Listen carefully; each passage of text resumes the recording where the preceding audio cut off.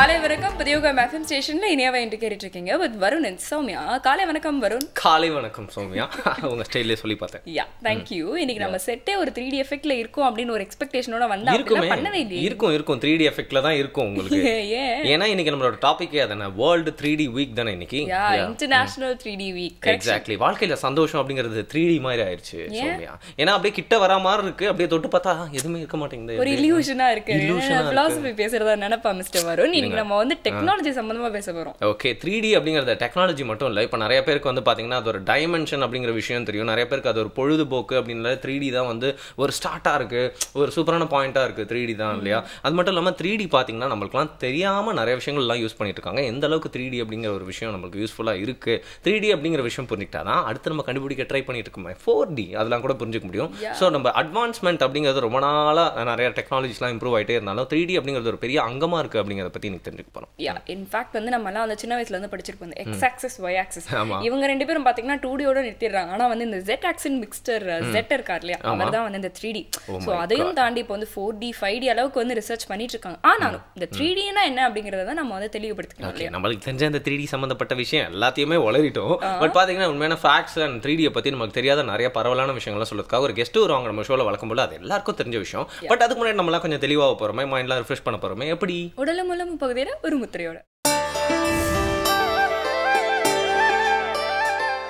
புதியுகம் நேயர்களுக்கு வணக்கம். முதிரைகள் வரிசையாக வந்து கொண்டிருக்கக்கூடிய இன்றைய நிகழ்ச்சியில் நாம் பார்க்க இருப்பது சிறு அடங்கல் முதிரை. சிறு அடங்கல் முதிரை நம்மளுக்கு ஒரு அற்புதமான பலன்களையும் வாழ்வியல் முறைகளையும் மாற்றி அமைக்கக்கூடிய ஒரு வல்லமை வாய்ந்த ஒரு முதிரை. இந்த முதிரை எதற்காக பயன்படுத்துகிறது என்று தெரிந்தால் ஆச்சரியப்படுவீர்கள். அதாவது குழந்தைகள் முதல் பெரியவர்கள் வரை படுக்கையில் சிறுநீர் கழிக்கும் பழக்கத்திற்கு ஆளாகி கொண்டு மிகவும் வேதனைப்பட்டு கொண்டு இருக்கக்கூடிய அந்த நோய்க்கான தீர்வு இந்த முதிரை. எப்படி செய்கிறதுன்னு பாருங்கள். உங்களுடைய கைகளில் சுண்டு விரலினுடைய மத்திய பகுதியில், அதாவது முதல் கோட்டுக்கும் இரண்டாவது கோட்டிற்கும் நடுவில் இருக்கக்கூடிய அந்த ஒரு மத்திய பகுதியில் பெருவிரலினுடைய நுனியால் லேசாக தொட்டு ஒரு துடிப்பை உணர வேண்டும். 2 கைகளிலும் செய்ய வேண்டும். குறைந்த அளவு 20 நிமிடம் செய்யலாம், அதிகபட்சமாக 30 நிமிடம் ஒரே நேரத்தில் செய்யலாம். ஒரு நாளைக்கு 2 முறை. இது மாலை நேரத்தில் 6 மணிக்கு மேலே செய்வது அதிக பலன் தரும். பயணங்களின் போது தேவைப்படும் போது எப்பொழுது வேண்டுமானாலும் செய்து கொள்ளலாம். ஒரு நாளைக்கு 2-3 முறை கூட செய்யலாம். இந்த முதிரையினுடைய முக்கியமான ஒரு செயல்பாடு அப்படின்னு பார்த்திங்கன்னா, கட்டுப்பாடு அற்ற முறையில் சிறுநீர் வெளியேறி கொண்டிருக்கும். அந்த கட்டுப்பாடற்ற சிறுநீர் அல்லது முறையற்ற சிறுநீர் கழிக்கும் முறையை முறைப்படுத்துவதாகும். நமது மூளைக்கு சிறுநீர் வருவது தெரியப்படுத்த வேண்டும். தெரியாமல் போய்விடுவதற்கான சூழ்நிலைகள் இருக்கும் பொழுது இந்த முதிரையை பயன்படுத்துவதன் மூலமாக நாம் அதை எளிமையாக சாதிக்க முடியும். இன்றைக்கு நிறைய பெண்களுக்கு சிசேரியன் என்ற முறையில் கர்ப்பத்தடை செய்கிறார்கள் அல்லது குழந்தை பிறக்க செய்கிறார்கள். அவர்களுக்கும் இந்த நோய் ஏற்படுவதற்கு வாய்ப்பு இருக்கிறது. அந்த உணர்ச்சி மறுத்து போவதற்கு சில மருந்துகள் கொடுக்கும் பொழுது சிறுநீர் வருவது தெரியாத அளவுக்கு அவர்களுக்கு அந்த மூளையில் பாதிக்கப்பட்டு இருக்கும். அதே போல் தும்மல் வந்தாலும் சிறுநீர் கட்டுப்பாடு இல்லாமல் வெளியே வரும். இருமல் வந்தாலும் வரும். எர்னியா என்ற குடலிறக்க நோய் ஆப்ரேஷன் செய்தவர்களுக்கும் அந்த தொந்தரவுகளாக இருக்கும். இவங்களெல்லாம் இந்த முதிரையை தயவு செய்து செய்யுங்கள். உங்களுடைய அந்த பிரச்சனையை உளவியல் ரீதியான மன ரீதியான பிரச்சனையாக மாறி மிகப்பெரிய மன அழுத்தத்திற்கு ஆளாகுவதற்கு முன்னாலேயே எளிமையாக நீங்கள் இதை சரி செய்து கொள்ளலாம். இந்த முதிரையின் பெயர் சிறு அடங்கல் முதிரை. மீண்டும் ஒரு முறை எப்படி செய்கிறதுன்னு பாருங்கள். உங்களுடைய சுண்டு விரலினுடைய மத்திய பகுதியில் பெருவிரலின் நுனியால் அப்படி மிதமாக தொட்டு இந்த மாதிரி 2 கையிலையும் செய்யணும். 20 நிமிடம் முதல் 30 நிமிடம் வரை ஒரு நாளைக்கு ஒரே நேரத்தில் செய்யலாம்.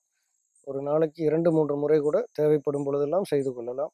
இதனுடைய இன்னொரு விளைவு என்று பார்த்தால் மன அழுத்தம் குறையும், அல்லது மனதில் இருக்கக்கூடிய ஒரு ஸ்ட்ரெஸ் என்று சொல்லக்கூடிய அந்த இறுக்கம் குறைவதற்கு நிறைய வாய்ப்புகள் இருக்கிறது. மனம் மகிழ்ச்சியாக இருக்கும். மனம் மகிழ்ச்சியாக இருந்தாலே முகம் மலர்ச்சியாக இருக்கும். இந்த மாதிரியான அற்புதமான பலன்களெல்லாம் இந்த சும்மா லேசாக உங்களுடைய சுண்டு விரல் மத்தியில் பெருவிரலால் தொடுவதன் மூலமாக நீங்கள் அடைய முடியும் என்றால் ஏன் இதை முயற்சித்து பார்க்கக்கூடாது? தினம் தினம் உங்களுடைய படுக்கைகளை நனைத்து கொண்டு படுக்கையை நாற்றம் எடுக்க வைத்து கொண்டு இருக்கக்கூடிய ஒரு சூழ்நிலையில் வெறும் கையினால் உங்களுடைய பெருவிரலினால் சுண்டு விரலை தொடுவதன் மூலமாக அதை நிறுத்த முடியும். உங்கள் வாழ்க்கையை உங்களை சுற்றி சுகந்தமான ஒரு மனதை உருவாக்க முடியும் என்றால் ஏன் செய்து பார்க்கக்கூடாது? முயன்றால் வெற்றி கண்டிப்பாக இருக்கும். நாம் செய்து பார்ப்போம். பலவிதமான பலன்களை பதிந்து வைத்துக் கொள்வோம். அடுத்த தலைமுறையினருக்கு இதை கொண்டு போய் சேர்ப்போம். நலமுடன் வாழ்வோம். மற்றவர்களுக்கும் கற்றுக் கொடுப்போம். மீண்டும் சந்திப்போம். நன்றி, வணக்கம். யா, எந்த நாள் உங்களுக்கு ஃபுல்லாவே ஹாப்பியா இருந்திருக்கு சொல்லுங்க பார்க்கலாம். அப்படி எதுவும் கரெக்டா சொல்ல முடியாது. நீங்க தூங்கிட்டே இருந்தா தான் ஹாப்பியா இருக்கும். நம்ம வெளில போயிட்டோம் அப்படின்னால நிறைய சேலஞ்சஸ்லாம் வந்து நம்மளுக்கே தெரியாம சந்திக்கலாம் நேரிடும். அதான வாழ்க்கை.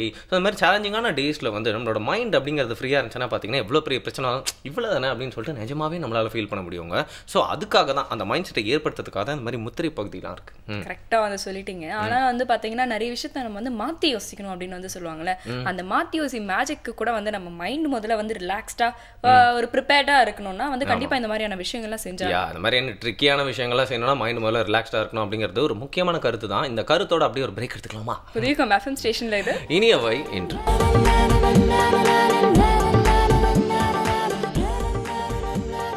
வெல்கம் பேக் புதியுகம் எஃப்எம் ஸ்டேஷன்ல இனியவை என்று கேட்டுருக்கீங்க வித் வருண் அண்ட் சௌமியா. நம்ம வந்து ஏற்கனவே சொன்னோம் இல்லையா, அந்த மாத்தி யோசி மேஜிக் பத்திலாம் வந்து பேசிட்டு இருக்கோம்ல. எல்லாமே வந்து கொஞ்சம் out of the box think பண்ணணும் அப்படின்னு வந்து சொல்றாங்க இல்லையா. இந்த out of the box thinking வந்து வெறும் கிரியேட்டிவ் ஃபீல்டுக்கு தான் இருக்குன்னு நீங்க நினைக்கிறீங்களா? வேற எந்த ஃபீல்டுக்குலாம் இதை இம்ப்ளிமெண்ட் பண்ண முடியும்? எனக்கு தெரிஞ்ச கிரியேட்டிவ் ஃபீல்டுக்கு மட்டும் தான் இது வந்து ரொம்ப தேவைப்படும் அப்படின்னா ரொம்ப தேவைப்படும் அப்படின்னாலும் எல்லா ஃபீல்டுமே இந்த கிரியேட்டிவ் மைண்ட் அப்படிங்கிறது வந்து தேவைதான் அப்படின்னு வந்து அது எப்படிங்க ஒருத்தர் வைத்தியம் பார்க்கறாருன்னா அதுல கிரியேட்டிவா யோசிக்க முடியுமா? இந்த மருந்தோ அதனை கொடுக்க முடியும்? அப்படி கிடையாது. இப்போ வந்து ஒரு வைத்தியம் பார்க்கறாங்கன்னு வச்சுக்கோங்க. ஒருத்தருக்கு அந்த கிரியேட்டிவ் மைண்ட் இருந்தா தான் இந்த வைத்தியம் வந்து பார்க்கறோம். சப்போஸ் வேற ஒரு பிரச்சனையோட அவங்க வந்து வராங்க, ஆனா இந்த வைத்தியம் வந்து நம்ம கொடுத்தோம்னா அது எப்படி ரியாக்ட் ஆகும், அந்த மாதிரி வந்து நடைமுறையில இல்லாத விஷயத்தையும் யோசிக்கிறதுனால தான் புது புது வியாதிகள் பத்தின ரிசர்ச்சஸ் வந்து நடந்துட்டு இருக்கு இல்லையா. பட் அப்பவே அந்த காலகட்டத்திலே நம்ம முன்னோர்கள்லாம் சூப்பரான விஷயங்கள்லாம் யோசிச்சு தான் வச்சுட்டாங்க. நம்ம வந்து நீங்க என்ன யோசிக்கிறீங்க, நாங்க இன்னும் காம்ப்ளிகேட்டடான விஷயங்கள்லாம் யோசிச்சு எங்களுக்கே இன்னும் பிரச்சனைகள்லாம் வளர்த்துப்போம் அப்படின்னு சொல்லிட்டு நம்மளாம் வளர்த்துட்டு இருக்கோம் அப்படின்னு சொல்லலாம். சோ இதெல்லாம் வந்து தவிர்க்கணும்னா அதுக்கு ஒரே ரீசன் தான், அது ஒரே வழி இருக்கு அப்படின்னு வந்து சொல்லலாம். ஜூஸ் குடிச்சிட்டு தூங்கிருங்க அப்படிங்கிறீங்களா? ஜூஸ் இல்லையா, ஹெல்த்தியான விஷயமா சாப்பிடுங்கப்பா. எந்த விஷயம் சொல்றீங்க? இப்போ வந்து ஃபார் இன்ஸ்டன்ஸ் வந்து நம்மளுடைய இயற்கை விவசாயி சரவணன் அவர்கள் இருக்காரு இல்லையா, அவர் வந்து முசுமுசுக்கு கீரையில வந்து ஜூஸ் செய்யறாராம். கீரையிலே ஜூஸா? பசங்கலாம் அந்த கீரை சாப்பிட மாட்டாங்கன்னு தெரிஞ்சு ஜூஸ்லாம் போட்டு கொடுக்குறாங்க. சோ இந்த மாதிரி விஷயங்கள்லாம் சாப்பிட்டா ஏன் வயிறு எல்லாம் வரப்போகுது? ஓகே, அதையும் ட்ரை பண்ணி பார்ப்போமே. அனைவருக்கும் வணக்கம். இன்றைய பசுமை உணவுகள் பகுதிக்கு உங்களை வரவேற்பதில் மகிழ்ச்சி அடைகிறேன். இன்றைக்கி நம்ம செய்ய போகிற உணவு முசுமுசுக்கை கீர். இது எப்படி செய்யலாம்னு முன்னாடி இதுக்கு என்ன தேவைன்னு பார்க்கலாம். முசுமுசுக்கை இலை, தூதுவளை இலை, தேன் பால் அல்லது வெள்ளைப்பாகு, மிளகு சீரகப்பொடி, தேங்காய் பால். என்னடா முசுமுசுக்கை இலை பண்ணும்போது தூதுவளை சேர்க்குறாங்களே அப்படின்னாக்கா, இந்த முசுமுசுக்கை இலை சாப்பிடும்போது நாக்கில் நம்மன்னு இருக்கும். அதை வந்து சுவையை வந்து மாற்றுறதுக்கும் இந்த முசுமுசுக்கை இலையோட தன்மையை வீரியப்படுத்துறதுக்காகவும் தூதுவளை கொஞ்சம் சேர்க்குறோம். இதில் எவ்வளோ முசுமுசுக்கு போகிறோமோ அதில் அரை பங்கு தூதுவளை போட்டால் போதும். இதை வந்து நம்ம பொடியாகவும் போடலாம், பச்சையிலாகவும் செய்யலாம். பச்சையிலே செய்யும்போது இதில் உள்ள இயற்கை வேதிப்பொருட்கள் வந்து நமக்கு வந்து பசுமையாக ஃப்ரெஷ்ஷாக அது தன்மை மாறாமல் கிடைக்கும். பொடியாக செய்யும்போது அந்த தன்மை கொஞ்சம் குறையும். அதோட குணம் வந்து ஸ்ட்ராங்காக இருக்காது, கொஞ்சம் குறையும். வேறு ஒன்றும் இது கிடையாது. இதை எப்படியும் பயன்படுத்தலாம். இது கூட ஒரு ஸ்பூனு மிளகு சீரகப்பொடி சேர்ந்துக்கலாம். கொஞ்சம் தண்ணி விட்டுக்கலாம். காய்ந்த இலை செய்யும்போது பார்த்திங்கன்னா கொஞ்ச நேரம் தண்ணியில் போட்டு ஊற வைக்கணும். அந்த பொடியை போட்டு ஊற வைக்கணும். பச்சை செய்யும்போது தண்ணியில் போட்டு ஊற வைக்க வேண்டிய அவசியம் இல்லை. அரைக்கும் போது அந்த ஜூஸ் வந்து தண்ணியோட கலந்துடும்.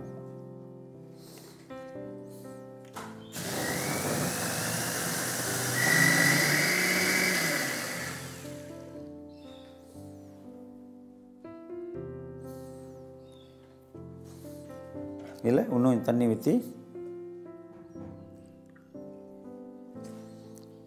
வடிகட்டிக்கலாம்.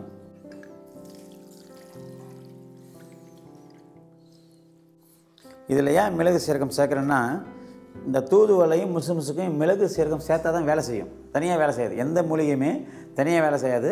அது வினை ஊக்கி ஒன்று இருக்குது. அது மாதிரி அதுக்கேற்ற என்ன பண்ணணும்னா, சிலதுக்கு மிளகு சேர்ப்போம், சிலருக்கு சீரகம் சேர்க்கலாம், சிலது ஏலக்காய் சேர்த்தோம்.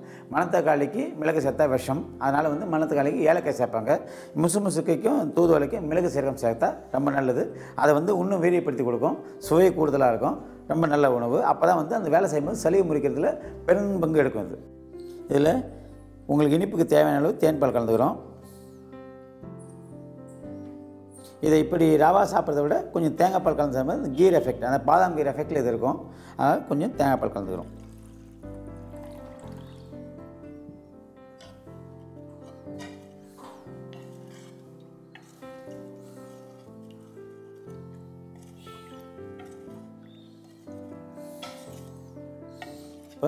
சுவையான முசுமுசுக்கை கீர் தயாராக இருக்குது.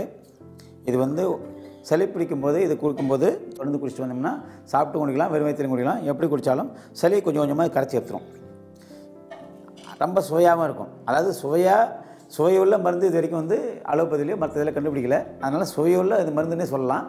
நமக்கு வந்து உடம்பு வந்து சூடு சமமாக வச்சுருக்கும், உடல் சூடை சமமாக வச்சுருக்கோம். அதிகமாக சூடு யாரை விடாது. ரொம்ப நல்ல மூலிகை கலந்த கீர் இது. வேறு ஒரு நல்ல உணவோடு அடுத்த நிகழ்ச்சி சந்திக்கலாம். நன்றி. முசுமுசுக்கை கீரை ஜூஸ். இந்த கீரைன்றது வந்து வாரத்துல 2 நாள் 3 நாளாவது எடுத்துக்கோங்கப்பா அப்படின்னு வந்து டாக்டர்ஸ்லாம் ஸ்ட்ரெஸ் பண்றாங்க. ஹிப்போக்ரைட்ஸ்னா என்னன்னு தெரியுமா உங்களுக்கு? என்னது ஹிப்போக்ரைட்ஸ்னா? இனிய வயிற்றுல 2 பேரும் உட்காந்துட்டு ஊருக்குலாம் அட்வைஸ் பண்ணிட்டு அவங்க அதை ஃபாலோ பண்றாங்களா இல்லையான்னு தெரியாது இல்லையா? அதான் வந்து ஹிப்போக்ரைட்ஸ். நம்மலாம் இந்த கீரை முதல்ல வாங்கி சாப்பிடணும். அவர் எவ்வளவு விஷயம் சொல்றாரு. அட நீங்க வேற மிஸ்டர் வருண், இந்த ஷோ பண்ண ஆரம்பிச்சதுல இருந்து எங்க அம்மா இதெல்லாம் பேசுறல, வா உனக்கு எல்லாம் செஞ்சு தரேன்னு சொல்லிட்டு எல்லாம் செஞ்சு தராங்க. ஆனா சாப்பிட்டதுக்கு அப்புறம் தான் வந்து தெரியுது, ஓகே ஏதோ ஒரு ரீசனோட தான் இவங்க எல்லாம் வந்து சொல்லியிருக்காங்க அப்படிங்கிறது. நீங்க மத்த டாஸ்க் எல்லாம் தவிர்த்தாலும் சாப்பிடுற டாஸ்க் மட்டும் விட மாட்டீங்களே. என்னாலையும் விட முடியாதுங்க. ஒரு பிரேக் எடுத்து அதை சாப்பிட்டு வரலாம். ப்ளீஸ் புதிய FM ஸ்டேஷன்ல இது இனிய வயிறு.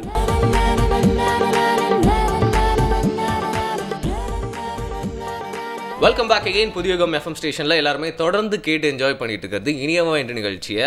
புது வருஷம் ஆரம்பிக்கலாம், புது மாதம் ஆரம்பிக்கலாம், புது வாரம் ஆரம்பிக்கலாம். பட் நம்ம டெய்லி வந்து கான்சன்ட்ரேட் பண்ணிட்டு இருக்க விஷயம் அப்படின்னு பார்த்தீங்கன்னா புது டே தான். இன்னைக்கு நம்ம டே எப்படி போகுது அப்படின்னு சொல்லிட்டு. ஸோ அந்த ஸ்டார்ட் ஆஃப் த டேல நம்மளும் நிறைய விஷயங்கள் கான்ட்ரிபியூட் பண்ணிட்டு இருக்கோம் அப்படிங்கிற நினைச்சாலே எனக்கு ரொம்ப சந்தோஷமா இருக்கு. அதுவும் கரெக்ட் தான். எப்பயுமே நம்மளுடைய ஷோட ஒரு அல்டிமேட்டான எய்ம் என்னன்னு பார்த்தீங்கன்னா நிறைய விஷயங்கள் வந்து நிறைய பேருக்கு வந்து போய் சேரல, தெரியல அப்படின்னு சொல்லலாம். ஸோ அதை பற்றின வந்து ஒரு விழிப்புணர்வை வந்து ஏற்படுத்துறது தான் நம்மளுடைய மோட்டிவ் அப்படின்னு சொல்லலாம். ஸோ அந்த வகையில் இன்னைக்கு வந்து 3D வீக் இல்லையா?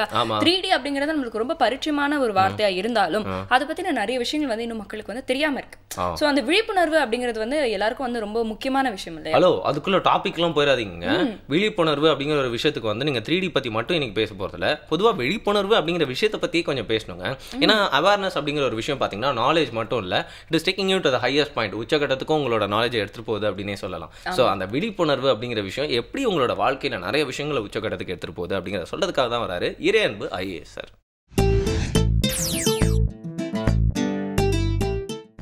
நாம் வந்து சில நேரங்களில் விழிப்புணர்வுடைய ஒரு உச்சக்கட்டத்தை அடைகிறோம். இப்போ ஒரு உதாரணத்துக்கு தேர்வு எழுதும்போது அந்த 3 மணி நேரம் பார்த்திங்கன்னா ஆடாமல் அசையாமல் தலையை திருப்பாமல் அங்கே பக்கத்தில் ஏதாவது ஒரு பாம்பு அடித்தா கூட அதை பற்றி கவலைப்படாமல் தேர்வு எழுதுவோம். ஏன்னா நம்ம என்ன பண்ணுறோம், அந்த டைமில் அந்த தேர்வில் கரைஞ்சி போயிடுறோம். இது வந்து ஒரு ஹைட்டண்ட் அவேர்னஸ். அந்த உச்சபட்ச விழிப்புணர்வை தேர்வு நேரத்தில் நாம் அடையிறோமே, இது மாதிரியான விழிப்புணர்வை வாழ்க்கை முழுமையுமே நம்ம அடைய முடியாதா அப்படிங்கிறது ஒரு கேள்வி. வாழ்க்கை முழுவதும் அடைய முடியாது. ஏன்னா வாழ்க்கை முழுவதும் அடைஞ்சால் வந்து வாழ்க்கை சுவாரஸ்யமாக இருக்காது. அது மட்டும் இல்லை, நம்முடைய உடம்பு முறிந்து கூட போகும். கொஞ்சம் தளர்த்தி கொள்ளுகிற போது தான் வாழ்க்கை சுவாரஸ்யமாக ஆகிறது. எல்லா நேரமும் இறுக்கமாக இருந்தால் வாழ்க்கை மகிழ்ச்சியாக இருக்காது. கொஞ்சம் அப்பப்போ கொஞ்சம் ரிலாக்ஸேஷன் தேவை. ஆனால் இந்த உச்சபட்ச விழிப்புணர்வு இருக்க, இதை வந்து நாம் முக்கியமான செயல்கள் செய்கிற போதும் நம் வாழ்க்கையின் பெரும்பாலான நேரங்களிலும் கடைபிடிக்க தொடங்கினால் இந்த வாழ்க்கை எப்படி இருக்கும்? ஒரு சின்ன சம்பவம். ஒரு சாமுராய் பயங்கரமாக கத்தி சண்டை போடுறவன், அப்படி வாழை வீசினானா அவ்வளோதான், யாருமே ஒரே வெட்டில் அடுத்தவனை காலி பண்ணிடுவான். அவ்வளவு கெட்டிக்காரன். ஒரு நாள் அவன் சர்வெண்ட் வந்து டீ கொடுக்குறான். கொடுக்கும்போது அவன் கொஞ்சம் ஜாக்கிரதையாக கையாளாமல் விட்டுறான். ஒரு சொட்டு டீ மேலே விழுந்துடுது. எனக்கு கோவம் வந்துடுது. நாளைக்கு என்னோட நீ வந்து டூவலுக்கு வா. அங்கெல்லாம் ஜப்பான்லலாம் எப்படின்னா சண்டைக்கு வேணா, இல்லை என்னை விட்டுருங்கலாம் கேட்க முடியாது, போய் தான் ஆகணும். ஏன்னா அது அவங்க மரபு. அது இவன் யோசிக்கிறான், நாளைக்கு எப்படி இருந்தாலும் நம்ம செத்து போகிறோம், எதுக்கும் நம்ம குருவை போய் பார்த்துடலாம் அப்படின்னு குருக்கிட்ட போகிறான். இந்த குரு ஒரு புத்த துறவி. அவர்கிட்ட போய் சொன்னோடனே அவர் சொல்கிறாரு, ஒன்றும் கவலைப்படாதப்பா, நீ சண்டை போடும்போது இன்றைக்கி தான் எனக்கு கடைசி நாள், நாளைக்குன்னு ஒன்று இல்லை அப்படின்னு நினச்சிக்கிட்டு சண்டை போடு போ அப்படின்றார். அடுத்த நாள் காலையில் விடிஞ்சிருது. ஊரே கூடியிருக்காங்க, எவ்வளோ சீக்கிரம் இந்த அப்பாவி சாக போகிறானோன்னு. அப்போ அந்த சாமுராய் வரான். வந்துட்டு கத்தி எடுத்துட்டு, இந்த நேரத்துலையாவது இவன் மன்னிப்பு கேட்பானான்னு பார்க்கலாம் அப்படின்னு. ஆனால் இவன் மன்னிப்பு கேட்கல. இவனும் கத்தி எடுத்துட்றான். இப்போ என்னென்னா, இவன் மோதும்போது பார்த்திங்கன்னா கண்ணா பின்னான்னு வாழை சுற்றுறான். ஏன்னா இவனுக்கு ஒன்றும் சண்டையே தெரியாதே.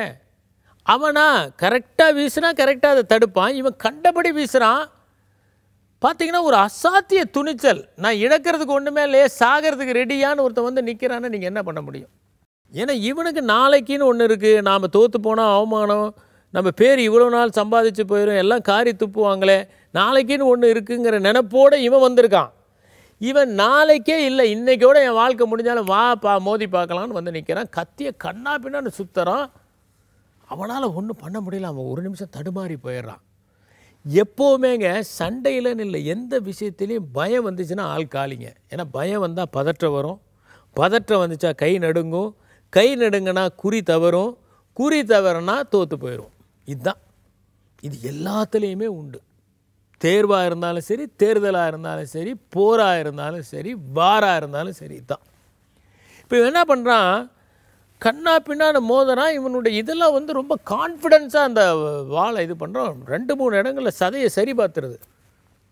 அவன் ஒரு மாதிரி நடுங்க ஆரம்பிச்சிட்றான். இவன் அடுத்தது எப்படி வீச போகிறான்னா பதட்டமாகி போயிடான். ஒரு ஸ்டேஜில் பார்த்தீங்கன்னா அப்படிங்கிறான், அந்த காலில் இப்படி வெட்டுப்பட்டவன அவன் கீழே விழுந்துடுறான். இப்போ அவனை தலையை வெட்ட வேண்டியது தான். கரெக்டாக போய் அவன் வாளையும் பிடிச்சிட்டு அவனை வெட்டுவானோன்னு நினைக்கும் போது சொல்கிறான், தபாரு நான் உன்னை கொல்ல விரும்பலை, இத்தனை நாள் நீ எஜமானனாக இருந்தேன், உன்னை கொல்ல விரும்பலை, நீயா கூப்பிட்ட அதனால் சண்டைக்கு வந்தேன், என்னுடைய நோக்கம் உன்னை கொல்றதில்லை, ஆனால் ஒன்று புரிஞ்சுக்கிட்டேன், நீ எனக்கு எஜமானன் அல்ல, நான் சென்று வரேன், உயிர் பிழைச்சிக்க அப்படின்னு சொல்லிட்டு கிளம்பி போயிடுறான்.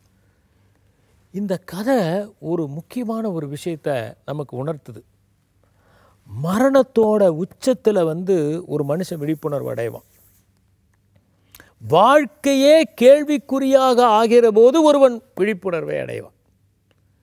இந்த விழிப்புணர்வு மாறி நம்முடைய எதிர்காலமே ஒரு கேள்விக்குறியாக இருக்கிற போது தான் நம்ம தேர்வின் போது உச்சக்கட்ட விழிப்புணர்வை அடைகிறோம். இந்த விழிப்புணர்வை எல்லா செயல்கள்லையும் நாம் ஓரளவுக்காவது, இந்த உச்சக்கட்டம் இல்லாட்டியும் ஒரு 60%, ஒரு 70% நாம் ஏன் செய்ய முடியாது? நாம் செய்கிற பணிகளில் ஒரு 80% விழிப்புணர்வை நாம் ஏன் கொண்டு வர முடியாது? அப்படி கொண்டு வந்தால், இப்போ நான் பேசுகிறேன் என்றால் ஏன் விழிப்புணர்வை நான் பேசுவதில் முழுவதுமாக கொண்டு வர முடியாது? என்னை பொறுத்த வரைக்கும் இப்போது நான் பேசுகிறத தவிர இந்த உலகத்தில் வேறு எதுவுமே எனக்கு தெரியாது. அந்த விழிப்புணர்வை எல்லாவற்றிலும் கொண்டு வருவோமே ஆனால், உச்சபட்ச விழிப்புணர்வின் ஒரு துளியையாவது நம்முடைய அன்றாட செயல்களில் கொண்டு வருவோமே ஆனால், நாம் செய்கிற செயல்கள் செம்மையாக இருப்பது மட்டுமல்ல, அவை முடிகிற போது ஒரு சிற்பி சிற்பத்தை வடித்த திருப்தியும், ஓர் ஓவியன் ஓவியத்தை முடிவு செய்த மகிழ்ச்சியும் நமக்கு ஏற்படும். நன்றி, வணக்கம். அவேர்னஸ் அப்படிங்கிறது வந்து ஒரு அத்தியாவசியமான ஒரு விஷயமா வந்து இன்னைக்கு மாறிட்டு வருது இல்லையா? எக்ஸாக்ட்லி. நிறைய விஷயங்களை பற்றி அவேர்னஸ் கொடுக்கணும் அப்படிங்கிறதுக்காக தான். அவேர்னஸ் மட்டும் இல்லை, லேர்னிங் அண்ட் டெய்லி உங்களோட டேயோட ஸ்டார்ட்டும் ரொம்ப பாசிட்டிவாக இருக்கணும் அப்படிங்கிற மாதிரி அவேர்னஸ், பாசிட்டிவ்னஸ் அண்ட் லேர்னிங் அப்படிங்கிற மாதிரி 3 அங்கங்களை வச்சு நம்ம ஷோ டிசைன் பண்ணி கொண்டு சொல்லலாமா? இப்போ கூட வந்து நம்ம ஒரு சின்ன அவேர்னஸ் தான் வந்து கொடுக்க போகிறோம். அவேர்னஸ் அப்படின்னு வந்து சொல்ல முடியாது. பாருங்க, இந்த மாதிரியான புத்தகங்கள்லாம் வந்து வந்துட்டு இருக்கு, புக் ஃபேர் வேற வந்துட்டு இருக்கு அப்படின்னு வந்து நம்ம வந்து இன்டிமேட் பண்ணிக்கிட்டே இருக்கோம் ஆடியன்ஸ்க்கு. எக்ஸாக்ட்லி. அந்த புக் ஃபேர் வேற வந்துட்டு இருக்கு இல்லையா? அதனால தான் நம்ம வந்து ஒரு சூப்பரான பகுதியை வந்து நம்மளோட ஷோல இன்க்ளூட் பண்ணிருக்கோம்ல, நூல் அறிமுகம் பகுதி. இந்த பகுதிக்கு வந்து உங்களுடைய புத்தகங்கள் வந்து இடம்பெறணும் அப்படின்னு நினைச்சீங்கன்னா, இப்போ ஸ்கிரீன்ல ஃபிளாஷ் ஆகிற இந்த முகவரிக்கு உங்களுடைய புத்தகத்தோடைய 2 பிரதிகளை வந்து நீங்க அனுப்பி வைக்கலாம். 2 நம்பர்ஸ். அதே மாதிரி தான் இன்னைக்கு ஒரு புக் வந்திருக்கு இல்லையா, நம்ம அதை பத்தி சொல்ல போறோம்ல. ஓகே, இந்த புக்கோட பேர் பாத்தீங்கன்னா இயன்ற வரையில் இனிய தமிழ் அப்படிங்கறதா வந்து ஒரு அழகான பேர். மிகவும் முக்கியமான புத்தகம் தான் நம்மளோட கையில வந்து சேர்ந்திருக்கு சொல்லலாம் இல்லையா? சுத்த தமிழ்ல பேச ட்ரை பண்றீங்க, இருந்தாலும் இதை வந்து எழுத முயற்சி செய்றோம்ல. கரெக்ட் யா, நான் வந்து பாராட்டுறேன். ஆனா நம்ம வந்து புக்கை பத்தியும் கொஞ்சம் பேசணும் இல்லையா? இதை வந்து எழுதினவர் பாத்தீங்கன்னா வந்து கா முருகேசன். அண்ட் இது பப்ளிகேஷன் பாத்தீங்கன்னா வான்புகழ் வளர்த்தமிழ் மன்றத்தோட வெளியீடு. இதோட விலை வந்து 60 ரூபாய். ஓகே, நல்ல விஷயம். வந்து ரொம்ப கம்மியான விலையிலேயே கிடைக்கும் போது வந்து அதை நம்ம வாங்கி பயன்பெறலாம். ஆனா நம்ம வாங்குறதுக்கும் அந்த ரீசன் போயிடுச்சுல, நம்மளுக்கு தான் எல்லாம் ஃப்ரீயா கிஃப்ட் பண்ணிட்டாங்களே. அதுவும் வந்து சரிதான். ஸோ இந்த மாதிரி நிறைய நல்ல விஷயங்கள்லாம் பார்த்ததுக்கு அப்புறம் நம்ம கெஸ்ட் வந்துட்டாரு. அவர்கிட்ட 3D சம்பந்தமா 3D ரிலேட்டடான கொஸ்டின்ஸ் எல்லாம் நம்ம கேட்கணும். ஆமா, நம்ம பார்த்ததே 10 3D படம், அதை வச்சு என்ன கேள்வி கேட்கறது? அதனால தான் சூப்பரான கொஸ்டின்ஸ்லாம் நம்மளோட ப்ரொடியூசர்ஸ் எழுதி கொடுத்துருக்காங்க. கேட்கலாம். ஒரு குட்டி ஆட் பிரேக் அப்புறமா 3D பத்தி நிறைய விஷயங்கள் தெரிஞ்சுக்க போறோம். வெயிட் பண்ணுங்க, எங்கேயுமே போயிடாதீங்க. புதிய FM ஸ்டேஷன்ல இது இனியவை.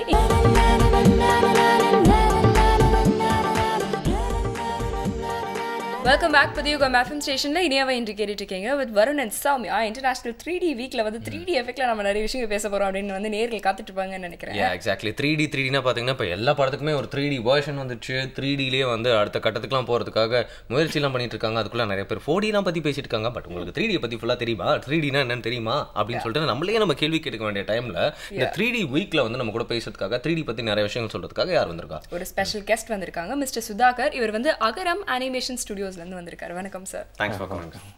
சார் உங்க ஸ்டுடியோ பத்தி சொல்லுங்க. இங்க என்ன மாதிரியான ப்ராஜெக்ட்ஸ் அண்ட் ஒர்க்ஸ்லாம் நடக்குது அப்படிங்கறத பத்தி கொஞ்சம் எக்ஸ்பிளைன் பண்ணுங்க. அகரம் அனிமேஷன் ஸ்டுடியோவில் வந்து 3D அனிமேஷன்ஸும் பண்ணிக்கிட்டு இருக்கோம், 2D அனிமேஷன் பண்ணிக்கிட்டு இருக்கோம், மூவிஸ் அனிமேஷன் மூவிஸும் பண்ணிக்கிட்டு இருக்கோம் ஃபார் டிவிஸ்க்கு மட்டும். பிக் ஸ்க்ரீனுக்காக பிளான் பண்ணிக்கிட்டு இருக்கோம். அதனால் இப்போ ஃபஸ்ட்டு 2Dலையும் முடிச்சுட்டு 3Dலையும் பண்ணிக்கிட்டு இருக்கோம். 3Dல சின்ன சின்ன கான்செப்ட்லாம் பண்ணிக்கிட்டு இருக்கோம். ஓகே, நீங்கள் சொல்ல பார்த்தா வந்து நிறைய விஷயங்கள் வந்து பண்ணிகிட்டு இருக்கீங்க. பட் அவர் வந்து நம்மக்கிட்ட வந்து ஒரு கொஷனாக கேட்கும் போது நிறைய விஷயங்கள் ரிவீல் பண்ணுவார் அப்படின்னு நினைக்கிறேன். பட் எங்களுக்குலாம் பார்த்தீங்கன்னா 3D அப்படின்னாலே வந்து ஒரு ஸ்டார்டிங் இயர்ஸில் ஒரு 5-4 இயர்ஸில் எப்படி இருந்துச்சு பார்த்தீங்கன்னா வந்து மைடியர் குட்டிச்சாத்தான் படம் 3D இந்த 2 வார்த்தை தான் எங்களுக்கு வந்து அசோசியேட் பண்ணி தெரியும் இல்லையா? ஆமாம், அதுவும் வந்து மைடியர் குட்டிச்சாத்தான் வந்த சமயத்தில் அப்படி பரபரப்பாக அதை பேசிட்டு இருப்பாங்க. ஒரு கண்ணாடி பார்த்தா இங்கெல்லாம் வந்து கிட்டக்க வந்துருது பார்த்துருக்காங்கன்னு நினைக்கிறேன். இல்லை, ரொம்ப ஃபேமஸ் இல்லையா, ஒரு ட்ரெண்ட் செட்டர் மாதிரி வந்து இருந்தது. பட் ஆனால் நிறைய பேருக்கு வந்து அந்த 3D அப்படிங்கிறதுக்கு வந்து கரெக்டாக இதுதான் 3D அப்படிங்கிற ஒரு விஷயம் வந்து தெரியாமல் இருக்கு இல்லையா? 3Dனா என்னென்ன விஷயங்கள்லாம் 3D மூலமா செய்ய முடியும்னு சொல்லுங்கள். 3Dங்கிறது வந்து ஒரு ரெண்டு விதமாக பிரித்து வச்சுருக்காங்க. ஒன்று வந்து 3D அனிமேஷன் கேரக்டர்ஸு 3Dலேயே இருக்கும். இப்போ மைடியர் குடிச்சாதெல்லாம் பார்த்திங்கன்னா அது 3Dன்னு சொல்லுவோம், பட் அதை வந்து ஸ்டீரியோஸ்கோப்பிக்னு சொல்லுவாங்க. ஸோ அந்த இமேஜஸ் வந்து கிட்ட வர்ற மாதிரி இருக்கும், பட் ஆனால் அந்த ஃபீல் கொடுக்கும். அது வந்து ஸ்டீரியோஸ்கோப்பிக் அப்படிங்கிறாங்க. 3Dயில் வந்து இப்போ நீங்கள் ரியோ படம், இப்போ மடகாஸ்கர், இதெல்லாம் பார்த்திங்கன்னா ஃபுல்லாக 3D கேரக்டர்ஸை வச்சே பண்ணுறது. கேரக்டர்ஸே 3Dயாக இருக்கும். 360 டிகிரி நீங்கள் ஃபுல்லாகவே ரொட்டேட் பண்ணி எடுக்கலாம். அந்த 3D மாடலிங் அப்படிங்கிறது வந்து எப்படி ஒரு க்ளே மாடல் எப்படி பண்ணுவோமோ அந்த மாதிரி பண்ணி அந்த கேரக்டருக்கு லைஃப் கொடுப்பாங்க. அது 3D அனிமேஷன் அப்படின்னு சொல்லுவாங்க. ஸோ ஜென்ரலாக 3D அப்படின்னு சொன்னாலே அது ஒரு கிட்ட வர ஃபீலிங்கும் கிடைக்கும். பட் அனிமேஷனே ரியல் கேரக்டர் இல்லாமல் 3D கேரக்டரே வச்சு மூவி பண்ணிவிடுவாங்க. நம்மளுக்கு அது வந்து ரியலாக இருக்கிற மாதிரி வந்து ஒரு ஃபீல் கொண்டு வந்து. ஸோ அந்த 3D அப்படிங்கிறது பார்த்தீங்கன்னா வந்து நிறைய விஷயத்தில் வந்து இம்ப்ளிமெண்ட் பண்ணிட்டு இருக்காங்க அப்படின்னு நினைக்கிறேன் இல்லையா? இப்போ நம்ம வந்து முழுக்க பார்த்தீங்கன்னா படங்கள் சம்மந்தமாக தான் நிறைய பேருக்கு வந்து அந்த ஒரு இது வந்து தெரியுது. 3Dனா வந்து 3D படம் அப்படிங்கிறது. ஆனால் அதை தவிர்த்து நிறைய விஷயங்கள் டெலிவிஷன்லேயே வந்து இப்போ 3Dலாம் எடுத்துகிட்டு வராங்கன்னு கேள்விப்பட்டிருக்கேன் இல்லையா? அது மட்டும் இல்லாமல் நான் பார்த்துட்டு இருக்கேன் நிறைய போர்ட்ஸ்லேயே இருக்கட்டும், நிறைய விஷயங்கள்லேயே இருக்கட்டும், அதிலே 3Dலாம் இருக்குது. பட் இதுதான் 3D, இதுக்காக இந்த விஷயங்கள்லாம் யூஸ் ஆகுது அப்படின்னு சொல்லிட்டு நிறைய பேருக்கு தெளிவு இல்லாமல் இருக்குது சார். ஸோ சொல்லுங்கள், இந்த படம் அப்படிங்கிற விஷயத்தை தவிர்த்து எந்தெந்த விஷயங்கள்லாம் 3D அப்படிங்கிற விஷயத்தை இம்ப்ளிமெண்ட் பண்ணிட்டு இருக்காங்க? ஹாஸ்பிட்டல்ஸ்லாம் நிறைய யூஸ் பண்ணுறாங்க 3Ds. அது வந்து 3D வந்து ஒரு எஜுகேஷன் லைன்லேயும் யூஸ் பண்ணுறாங்க. ஒருத்தவங்களை முந்தியெல்லாம் பாடியை கட் பண்ணி டெட் பாடிஸை கட் பண்ணி இதெல்லாம் பண்ணுவாங்க. இப்போ அதெல்லாம் இல்லை, ஃபுல்லாக 3D மாடல்ஸே அந்த மாதிரி பண்ணிடுறாங்க. பண்ணிவிட்டு ஒரு ஆப்ரேஷன் எப்படி பண்ணலாம் அப்படிங்கிறத வந்து இந்த 3D அனிமேஷன் மூலியமாகவே சொல்லிடலாம்.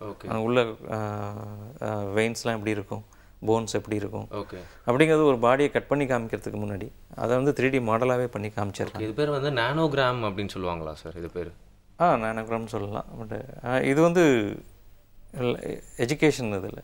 இப்போ மூவிஸ்னு எடுத்துக்கிட்டிங்கன்னா அதுலேயே வந்து நிறைய இப்போ ஒரு சைன் பண்ணுறது மாதிரி காமிப்பாங்க. கீழே புக்கே இருக்காது, ஆனால் கீழே அந்த புக்கு வந்து 3Dயில் பண்ணி வச்சுருப்பாங்க. ஸோ அது உங்களுக்கு வந்து தெரியவே தெரியாது. சில ஃப்ளவர் வாஷஸ் இருக்கும், சில பேர்டு பறந்து போகும், பின்னாடி ஏதாவது ஒரு யானைன்னா போகுது. இப்போல்லாம் அனிமல்ஸ் எல்லாம் யூஸ் பண்ணக்கூடாதுன்னு சொல்லியிருக்காங்க. ஸோ அந்த அனிமல்ஸ் எல்லாம் வந்து 3D மாடலாக யூஸ் பண்ணிட்டாங்க. ஸோ அந்த இப்போ நீங்கள் பார்க்குற படத்தில் வந்து மர்ஜாகி நிறையா விஷயங்கள் வந்துக்கிட்டு இருக்கும்.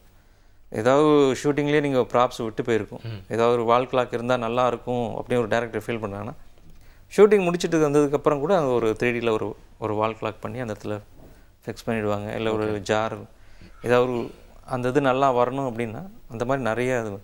அதே மாதிரி ப்ராடக்ட்ஸு அட்வர்டைஸிங்மெண்ட்டில் வந்து நிறைய tube toothpaste, oil pack, இது மாதிரி ப்ராடக்ட்ஸ் எல்லாம் வந்து அதெல்லாமே வந்து 3D அனிமேஷன், 3D கேரக்டர் மாடலிங்லேயே பண்ணிடுறாங்க.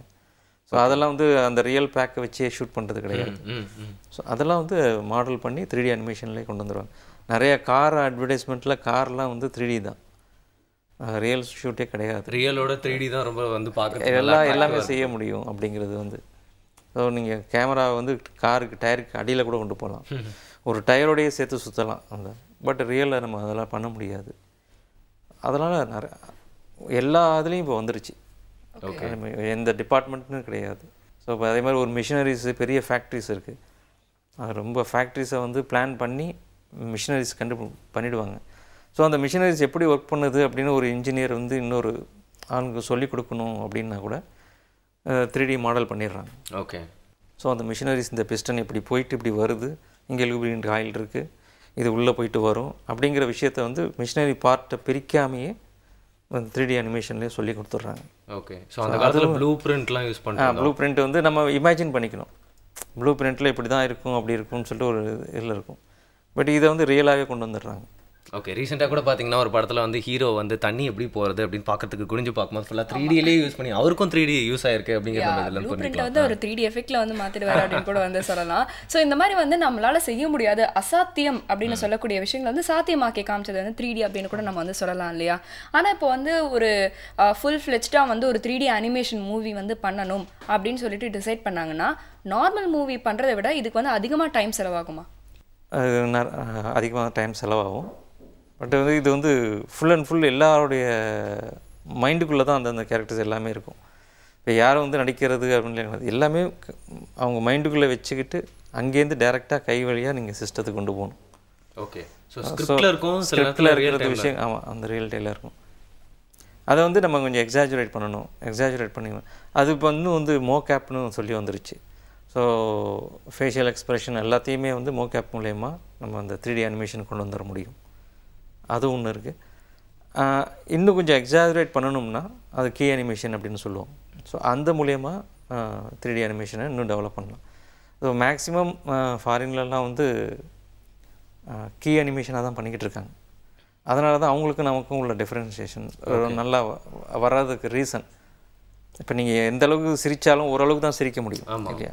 இப்போ மோஷன் கேப்சரில் வந்து நம்ம ஃபேஸில் என்னென்ன டாட்ஸ் இருக்கோ அதே தான் அந்த அனிமேஷனும் பண்ணும்.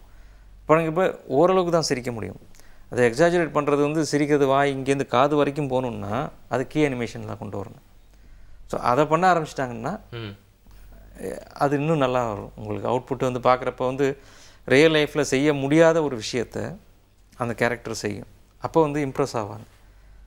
நம்ம இதில் வந்து அது இன்னும் செய்யாததுக்கு ரீசன் வந்து அது மோஷன் கேப்சரில் போயிடுறாங்க. ஸோ அதில் வந்து ஒரு ரியலிஸ்டிக் தான் இருக்கும் தவிர எக்ஸாஜுரேஷன் வராது. அப்போ வந்து ரியலிஸ்டிக்காக என்ன ஒரு கேரக்டர் பண்ணுதோ அதே தான் அந்த அனிமேஷன் கேரக்டரும் பண்ணும். அப்படிங்கிறப்ப இது பார்க்குறப்ப வந்து இதுக்கு இப்படியே பண்ணிட்டு போயிடலாமே, நார்மலாகவே பண்ணிட்டு போயிடலாமே, ஏன் இதை பண்ண வைக்கிறாங்க அப்படிங்கிறது ஒரு கொஸ்டின் மார்க் வரும். ஸோ இந்த கேரக்டரை எக்ஸாஜுரேட் பண்ண வச்சுட்டாங்கன்னா அது இம்ப்ரெஸ் ஆவாங்க. ஓகே. ஸோ அதை பண்ணணும். ஸோ ரியலிஸ்டிக் கேரக்டர் இருந்தால் கூட அது வந்து இன்னும் கொஞ்சம் எக்ஸ்ட்ராடினரியாக அதோட ஆக்ஷன் எல்லாமே இருக்கணும். கத்துறதா இருந்தால் கூட ஆன்னு கத்துனதா கூட அந்த ஜா வந்து கீழே தரையை தொடணும். ஸோ அது அப்போ வந்து அது எக்ஸாஜரேட் ஆகும். அதெல்லாம் பண்ணியிருக்காங்க. அப்போ இந்த மாதிரி மாஸ்க்னு ஒரு மூவி படம் பார்த்தோம், அதெல்லாம் எக்ஸாஜரேட் பண்ணது 3D அனிமேஷன் வச்சு எக்ஸாஜரேட் பண்ணது. மாஸ்க் வந்து கேர்ள் ஃப்ரெண்டை பார்த்தோன்னா கண்ணெல்லாம் வெளியே வரும், நாக்கு வந்து கார்பெட் மாதிரி அப்படியே போயிடும். பட் இதே மோஷன் கேப்சர் நீங்கள் வச்சு பண்ணிங்கன்னா நீங்கள் என்ன தான் எக்ஸ்பிரஷன் எப்படி கொண்டு வருவீங்க? நான் கூட இதுக்கு மேலே பண்ண முடியாது. எவ்வளோ பேர் ஆக்டராக இருந்தாலும் பண்ண முடியாது. ஸோ அதை எக்ஸாஜரேட் பண்ணி காமிக்கணும். ஸோ அந்த பேசிக் பிரின்சிபல்ஸ் எல்லாம் நம்ம இதில் அப்ளை பண்ணி கொண்டு வந்துட்டோம்னா அந்த சக்ஸஸ்ங்கிறது வந்து இன்னும் ஈஸியாக எட்ட முடியும். பட் இந்த பார்த்தீங்கன்னா வந்து இந்த ஃபீச்சர் ஃபிலிம்ஸில் வந்து ஒரு படத்துக்கும் வந்து வேரியேஷன் இருக்கும் அதோட டோனில். அது காரணம் வந்து அந்த டிஓபி அப்படின்னு சொல்லலாம் இல்லையா, ஏன்னா அவங்களோட ஸ்டைல் ஆஃப் ஷூட்டிங் அப்படின்னு கூட சொல்லலாம். பட் இந்த 3D படத்துலேயே பார்த்தீங்கன்னா எல்லா 3D படமும் வந்து இப்போ வந்து ஒரு ட்ராமா படமாக இருந்தாலும் அது 3Dயில் வந்தால் அப்படி தான் போய் பார்க்கறதுக்காக எல்லாம் ஆசைப்படுறாங்க. ஸோ ஒரு 3D படமும் நம்மளை மிரள வைக்குது அப்படின்னே சொல்லலாம். பட் அந்த குவாலிட்டி வைஸில் பார்த்தீங்கன்னா இல்லை அதோட கண்டென்ட்டோட டோன் கூட பார்த்தீங்கன்னா ஒரு படத்துக்கும் வேறுபடுது அப்படின்னு சொல்லலாம். சிலது வந்து கொஞ்சம் ரியல் லைஃப்க்கு ஒத்த மாதிரி இருக்குது, சிலது வந்து இதான் 3Dன்னு கண்டுபிடிக்கவே முடியாத அளவுக்கு இருக்குது. அதெல்லாம் எப்படி சார்? ஏன்னா எல்லாத்துக்கும் வந்து வேறு சாஃப்ட்வேர் யூஸ் பண்ணுறாங்க அப்படின்னு சொல்லலாமா? ஆமாம், ஒவ்வொரு சாஃப்ட்வேர் ஒவ்வொரு விஷயத்துக்கும் சின்ன சின்ன சாஃப்ட்வேர் யூஸ் பண்ணுறோம். இப்போ நம்ம ஃபீல்டில் நம்ம அதிகமாக யூஸ் பண்ணிட்டு இருக்க சாஃப்ட்வேர்ஸ்லாம் பற்றி கொஞ்சம் சொல்லுங்கள். இப்போ இங்கே வந்து நம்ம யூஸ் பண்ணுறது வந்து 3D மாடலிங்காகனா மென்டல் ரே, ZBrush இதெல்லாம் மாயாங்கிற டூல் இருக்குது, இதெல்லாம் வச்சு யூஸ் பண்ணுறோம். ஸோ அனிமேஷனுக்கு வரும்போது மாயா யூஸ் பண்ணுறோம், 3ds Max யூஸ் பண்ணுறோம். அதில் அனிமேஷன் பண்ணிவிட்டு அதுக்கப்புறமா டெக்ஸ்சரிங், அதுக்கப்புறமா ரிக்கிங்னு ஒன்று இருக்குது. ஓகே. அந்த ஒரு பார்ட்டு முடிச்சதுக்கப்புறமா ரெண்டரிங் ஆகுது. ஓகே. ரெண்டரிங் வந்து ரெண்டர் மேன் ஒரு சாஃப்ட்வேர் இருக்குது. அது மாதிரி ரெண்டர்மேனே அது மாதிரி ஒரு 2-3 சாஃப்ட்வேர் இருக்குது. அதில் வந்து ரெண்டரிங் மட்டும் தான் அவுட்புட் எடுப்பாங்க. ஒவ்வொரு சாஃப்ட்வேரும் ஒவ்வொரு பார்ட்டை எடுத்துக்கிறாங்க பிரித்து எடுத்து. இதெல்லாம் ஃபைனலாக வரும்போது காம்போசிட்டிங் சாஃப்ட்வேர் ஒன்று இருக்குது. ஸோ அதில் காம்போசிட் பண்ணுவோம், அவுட்புட் மட்டும் கொண்டு. ஆமாம், ஒவ்வொரு விஷயம் ஒவ்வொன்று தனித்தனி சாஃப்ட்வேர்ஸ் இருக்குது. ஸோ இந்த 3D அப்படிங்கிறது வந்து பார்த்திங்கன்னா நம்ம என்ன தான் வந்து ஒரு ஃபஸ்ட்டு ஒரு 2 நிமிஷம் ஒரு 5 நிமிஷத்துக்கு வந்து ஒரு படத்தை வந்து நம்ம இந்த 3D பார்த்து எப்படி இருக்குல்ல, இப்படி இந்த மாதிரி வந்து பண்ணியிருக்காங்களே அப்படின்னு சொன்னாலும் ஒரு கட்டத்துக்கு மேலே அந்த படத்தோட கதை வந்து சரியா இல்லைனா வந்து எல்லாரும் அடப்போப்பா என்ன 3D பண்ணி என்ன படம் வந்து போர் அடிக்குதே அப்படின்னு வந்து சொல்கிறாங்க. ஸோ ஒரு 3D படத்தில் வந்து ஒரு அந்த கண்டென்ட் அந்த ஸ்கிரிப்டுக்கு வந்து எந்த அளவுக்கு வெயிட்டேஜ் வந்து தேவைப்படும்னு நீங்கள் நினைக்கிறீங்க? 2D 3D எல்லாமே வந்து ஒரு டூல். 4Dயாக இருந்தாலும் சரி, 5D எத்தனை D வந்தாலும் அது ஒரு டூல். க்ரியேட்டிவ் மைண்டு அந்த ஸ்கிரிப்டு ஸ்டோரி இது எந்த அளவுக்கு கொண்டு போக முடியுதோ, அந்த கேரக்டர் எப்படி மனசில் பதிய வைக்க போகிறோம் அப்படிங்கிற ஒரு விஷயந்தான் மெயின். அதை பண்ணிட்டோம்னா நீங்கள் எந்த டூல் எடுத்தாலும் அந்த ஸ்டோரி ஹிட் ஆகும். அதே மாதிரி தான் நம்ம ரஜினிங்கிற ஒரு கேரக்டரை எத்தனை வருஷமாக உருவாக்கியிருக்கோம். ரஜினிகாந்த் அப்படிங்கிற ஒரு கேரக்டரை ஸ்டைலிஷாக எத்தனை டைரக்டர் சேர்ந்து உருவாக்கி இன்றைக்கி வந்து ரஜினி அப்படின்னாலே ஒரு ஸ்டைல் ஒரு கேரக்டரை உருவாக்கி வச்சுருக்காங்க. ஸோ அது மாதிரி தான் ஒவ்வொரு டைரக்டரோட ஒவ்வொரு அந்த க்ரியேட்டிவ்னஸை வந்து உருவாக்கி வைக்கணும். அதை வந்து அதுக்கான ஒரு யூனிக்னஸ் கொடுக்கணும். அது கொடுத்து கொண்டு வந்துட்டோம்னா அந்த கேரக்டர் ஹிட் ஆகும். அதே மாதிரி அந்த மூவியும் நல்லா ஹிட் ஆகும். ஓகே. ஆனால் இந்த அவதார் மாதிரியான படங்களுக்குலாம் பார்த்தீங்கன்னா நீங்கள் சொல்கிற மாதிரி அந்த ஸ்கிரிப்ட்டுக்கும் அந்த 3Dக்கும் வந்து நல்ல ஒரு மேட்சிங் இருக்கும், ரொம்ப ஒத்து போவோம் அப்படின்னு சொல்லலாம். அதுக்கு கண்டிப்பாக தேவைப்படுது, இன்னும் நல்ல படத்தை எடுத்து காமிக்கிறதுக்கு யூஸ் ஆகுது அப்படின்னு சொல்லலாம். பட் ரீசெண்ட் டைம்ஸில் பார்த்தீங்கன்னா வந்து எல்லா படத்துக்குமே வந்து 3D வைக்கிற மாதிரி இருக்குது. ஃபார் எக்ஸாம்பிள் வந்து பார்த்தீங்கன்னா சில படத்துக்குலாம் ஸ்டோரி ஓரியன்டாக இருந்தாலும் அதுக்கு 3D தேவையே இல்லைன்னு நிறைய பேர் யோசிச்சிருப்பாங்க. ஏன் அந்த மாதிரியான காரணங்கள் இருக்குது? அது மார்க்கெட்டிங் ஸ்ட்ராட்டஜியா? அதுவும் ஒன்று இருக்கலாம். 3D அப்படிங்கிறது வந்து விஷுவலைஸராக, அதாவது அந்த ஃபீல் கிடைக்கும். தேட்டருக்கு வர்றவங்களுக்கு வந்து நார்மலாக ஒரு படம் பார்க்கறத விட ஒன்று கிட்ட வந்து பார்க்குற மாதிரி இருக்கும். இல்லைன்னா எக்ஸ்ட்ரானே ஒரு கேரக்டர் அது தனியாக வந்து ரியல் லைஃப்பில் இல்லாத ஒரு கேரக்டர் வந்து அது ஏதாவது ஒரு ஆக்ஷன் பண்ணுது அப்படிங்கிறப்ப வந்து அது ரொம்ப பிடிக்கும். அது ஓகே. ஸோ அதுவும் ஒன்று பண்ணுவாங்க. ஸோ பிஸ்னஸ் வைஸு நிறையா அட்ராக்ட் பண்ணி ஆகணும் பீப்புள்ஸை. புதுசாக ஏதாவது ஒன்று கொடுத்தே ஆகணும். அப்படிங்கிறப்ப ரியல் லைஃப்பில் நீங்கள் பார்க்காத ஒரு விஷயத்தை நம்ம மூவியில் காமிச்சா ஆடியன்ஸை கொண்டு வரலாம். ஸோ அதுவும் பண்ணுவோம். ஸோ இந்த ஸ்ட்ராட்டஜி வந்து நம்ம பாலிவுட்லேயும் சரி கோலிவுட்லேயும் சரி நிறையா இம்ப்ளிமெண்ட் பண்ண ஆரம்பிச்சிட்டாங்க அப்படின்னு நினைக்கிறேன் சார். பார்த்தீங்கன்னா வந்து இங்கேயும் நிறைய படத்துக்கு வந்து 3D அப்படிங்கிற ஒரு முத்திரையோட இப்போ நம்ம அதிகமாக வரதை பார்த்துட்டோம் அப்படின்னு சொல்லலாம் இல்லையா? அதிகமாக வரதை பார்த்துட்டோம் அப்படின்னாலும் அதோட நிலைமை வந்து நம்ம இந்திய நாட்டில் வந்து எப்படி இருக்குது அப்படிங்கிறது வந்து ஒரு கொஸ்டின். ஏன்னா வந்து இப்போது மற்ற மேற்கத்திய நாடுகளில் வர மூவிஸ் கம்பேர் பண்ணும்போது இங்கே வந்து அந்தளவுக்கு வரலையே அப்படின்னு நிறைய பேர் வந்து கேள்வி எழுப்புறாங்க. ஸோ இந்த 3D டெக்னாலஜி மூவிஸில் வந்து நம்மளுடைய நாட்டில் வந்து எந்த அளவுக்கு இருக்குன்னு சொல்லுங்கள். இப்போ அந்த 3D டெக்னாலஜி இல்லாத மூவியே இப்போ வர்றதே இல்லை. ஒவ்வொரு விஷயத்துலையும் சின்ன விஷயத்துலையுமே அதெல்லாம் கொடுத்துக்கிட்டு தான் வர்றாங்க. அது வந்து படத்தோட மிங்கிள் ஆகிடுறதுனால நம்மளால் கண்டுபிடிக்க முடியதில்லை. இப்போல்லாம் நீங்கள் நிறைய ஆற்றுல தண்ணி போகிற மாதிரிலாம் நிறையா சீன்ஸ்லாம் எடுத்துக்கிட்டு இருக்காங்க. ஆமாம், ஆற்றுல எங்கே தண்ணி போகுதுன்னு இல்லை. ஸோ அதெல்லாம் வந்து ஒவ்வொரு மூவியும் சரி, எந்த மூவியாக இருந்தாலும் அதில் வந்து 3D அனிமேஷன் செட்டோ இல்லை அனிமேஷனோ இல்லாததும் எடுக்கிறதே இல்லை. பெரிய பிரம்மாண்டமான செட்டெல்லாம் கூட 3Dலே பண்ணிடுறாங்க. பண்ணிவிட்டு அதில் ரியலாக இருக்கிற மாதிரியே ஒரு இப்போ செட்டே போடுறதில்ல, செட்டு இல்லாமையே க்ரீன் மேட் போட்டு ஷூட் பண்ணிவிட்டு அந்த செட்டில் இருக்கிற மாதிரி காமிச்சிடுறாங்க. ஸோ அந்த மாதிரி அது நமக்கு தெரியறதில்ல. ஸோ எந்த மூவியுமே 3D அனிமேஷன் இல்லாமல் வர்றதே இல்லை. எல்லா மூவியும் இருக்குது. சின்ன விஷயங்கள் ஏதாவது ஒரு இடத்துலையாவது அது இல்லாமல் இப்போ எடுக்க முடிகிறதே இல்லை. வருண், இப்போ 3D அப்படின்னா வந்து நம்ம மூவிஸ் பற்றி மட்டுமே வந்து பேசிகிட்டு இருக்கோம். ஆனால் வந்து அதுவும் தானே நிறைய விஷயங்கள்ல வந்து இந்த 3D வந்திருக்கு அப்படின்னு வந்து சொல்லலாம். 3D பிரிண்டர்ஸ் வந்திருக்கு, 3D பென் வந்திருக்கு. நீங்கள் அப்படியே வரைஞ்சாலே அந்த ஒரு இமேஜ் வந்து ஃபார்ம் ஆகிடும். அந்த மாதிரி நிறைய விஷயங்கள் 3D போஸ்டர்ஸ் வந்து இப்போ யூஸ் பண்ணுறாங்க. எக்கச்சக்கமான விஷயத்தில் வந்து இந்த 3D வந்திருக்கு இல்லையா? ஆமாம், நம்மளோட ஆட்ஸ்லாம் கூட ஃபுல்லாக 3D தான் ஊடுருவிட்டு இருக்கு அப்படிங்கிறது வந்து நம்மளுக்கு இப்போ இந்த புரிதலில் ஏற்பட்ட ஒரு பெர்செப்ஷனில் அதை பார்த்தோம் அப்படின்னு வச்சுக்கோங்களேன். எல்லாருமே உங்களை ரியல் ப்ராடக்ட்டை காட்டினா வாங்க மாட்டாங்கப்பா, அதனால தான் 3Dயில் கொஞ்சம் பலபலன்னு காட்டினா தான் வாங்குவாங்கன்னு சொல்லிட்டு அந்த மார்க்கெட்டிங் ஸ்ட்ராட்டஜியும் யூஸ் பண்ணிருக்காங்க. பட் பட் நீங்கள் எல்லாருக்கும் வந்து ஒரு மைண்ட் ரிடில் நான் கொடுக்க போகிறேன். இன்னைக்கு வந்து பார்த்தீங்கன்னா வந்து பென்ரோஸ் ஸ்டேர்ஸ் அப்படிங்கிற ஒரு விஷயத்தை வந்து எல்லாருமே பார்த்துருக்கோங்களாம், கூகுள் பண்ணி பார்க்கட்டும். அதில் வந்து ஒரு இல்லூஷன் இருக்கு. அந்த இல்லூஷனை புரிஞ்சுக்கிட்டா வந்து 3D அப்படிங்கிற விஷயத்துக்கான ஒரு பேஸ் அந்த மாதிரி நிறைய விஷயங்கள் வந்து அவங்களே யோசிக்க ஆரம்பிச்சிருவாங்க. ஸோ இன்செப்ஷன் படமே பார்த்தீங்கன்னா அந்த பென்ரோஸ் ஸ்டேர்ஸ் அப்படிங்கிற ஒரு பேஸ்ல தான் எடுக்க ஆரம்பிச்சிருக்காங்க. ஸோ அதை பற்றி எல்லாருமே நீங்களும் சேர்த்து கூகுள் பண்ணி பாருங்க. அதாவது வந்து இன்செப்ஷன் படத்தில் வர மாதிரி கடைசி வரைக்கும் நீங்கள் கிளைமேக்ஸ் வந்து ரிவீல் பண்ணாம அப்படியே வந்து ஆடியன்ஸோட ஜட்மெண்ட் வந்து எக்ஸாக்ட்லி எல்லாருக்கும் வந்து இன்னும் நிறைய விஷயம் புரியணும்னா வெயிட் பண்ணுங்க, ஒரு குட்டி பிரேக் அப்புறமா பார்க்கலாம். புதியுகம் FM ஸ்டேஷன்ல இது இனியவை இன்று.